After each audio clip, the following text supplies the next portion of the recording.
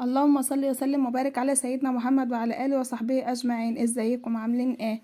النهارده جاينا بفيديو بس مش جديد، مش هنقول ان هو جديد. إيه، لو اول مره تشوفيني في القناه او بتشوفيني على طول ما تنسيش تعملي اشتراك ولايك وسبسكرايب للفيديو عشان تشجعونا كده على تقديم اي حاجه جديده او هي مش جديده، نقدم معاكم اي محتوى كويس ويعجبكم. وتعالوا كده نبدأ الفيديو ونقول بسم الله ونشوف عملنا ايه النهاردة في صينية الأجنحة الجميلة دي. معانا كده حبة أجنحة أنا ما وزنتهمش، هم كانوا عندي في الفريزر. وهعمل قرنبيط زي ما انتوا شايفين كده الزهرة ديت، وفي اللي هيغضب على أكلة القرنبيط وفي اللي هيبقى عايز أكلة تانية، فأنا قلت أعمل حاجتين مع بعض بس على قد اليوم الواحد بس. مش عايزة أكل يبات أو يفيد، فأعمل نص زهرة القرنبيط مع صينية الأجنحة بالبطاطس. وبله كده حبة رز اعملهم بشعرية، وبجهز كل حاجة كده على الحوض. وبعد كده هنروح على البوتاجاز ونشوف النظر اللي احنا نفذناه قدامكم دوت ونطبقه عملي على البوتاجاز. ما تنسنيش في لايك وشير وسبسكرايب للفيديو بقى عشان نعمل وتشجعونا كده ونعمل اي وصفة معاكم. خرجت كده البصلايه في الصينيه على طول، طبعا ملكوش دعوه بايدي بتروح فين في الاتجاه التاني، احنا شفنا الفيديو اللي فات كنت بعمل ايه برضو. بس مرضتش اطول عليكم الفيديو اللي فات وقلت اقسمهم على فيديوهين كده.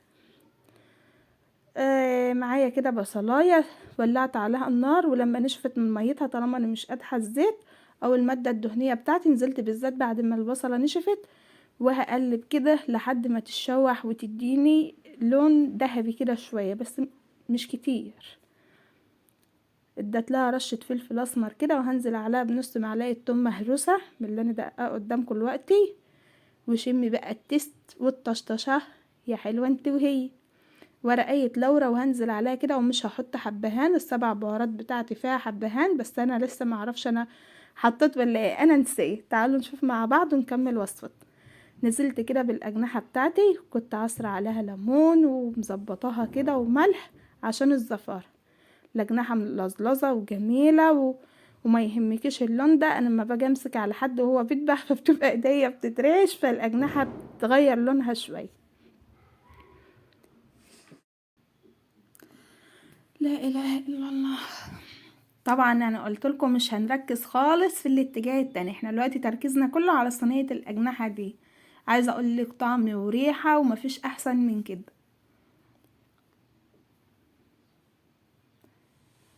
في اللي هيقول لي انت ليه ما عملتهاش مع القرنبيط، انا ما جربتهاش قبل كده مع القرنبيط، ولو كنت عايزة اشويها كمان كنت شويتها، بس انا عايزة يبقى جنبي طبق تاني ولادي يستفادوا منه. تمام، يعني الصلصة جميلة جدا للأطفال والأولاد يا جماعة، بتنمي مخهم كده وحلو.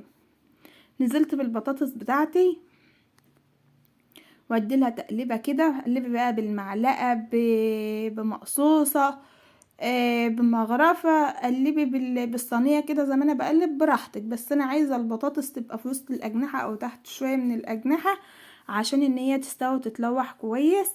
الاجنحه انا لوحتها او شوحتها تمام، بس ما حطيتش عليها ميه ولسه ما استوتش، لسه كله هيستوى مع بعض.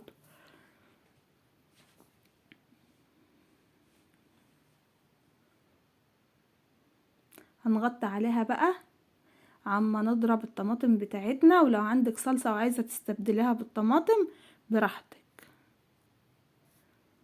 بس مش هتحط الصلصة الا بعد ما البطاطس تدخل في السي شوية، يعني تتلوح كويس او تشوح على البوتاجاز كويس. ضربنا الطماطم بقى وزي ما انت شايفة هنصفيها، والطماطم دي مش قليلة. دلوقتي هتشوفي الشكل النهائي زي الاولاني.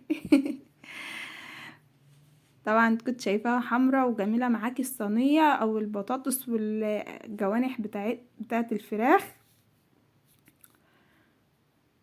هنغطي بقى ونسيبهم يتسبكوا مع بعض ونشوفهم بعد التسبيك، ونزودهم ميه. ما تزودوش ميه من الاول عشان طعم الصلصة والتسبيكة والبطاطس والاجنحة ياخدوا من بعض مع البهارات كده ويبقى تيست جميل جدا.